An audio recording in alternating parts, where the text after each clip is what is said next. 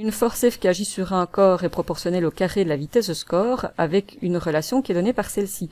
Quelles sont dans le système international des unités celles du coefficient de proportionnalité alpha? Alors, la force, elle est exprimée en newton. Le coefficient alpha, je cherche son unité, et la vitesse, on sait que ce sont des mètres par seconde. Comme la vitesse est élevée au carré, ce sont des mètres au carré et des secondes au carré. Alors, qu'a-t-on caché dans les newtons? On a donné comme unité aux forces le newton pour faire plaisir à Isaac Newton. La relation fondamentale de la force, c'est F égale m fois A.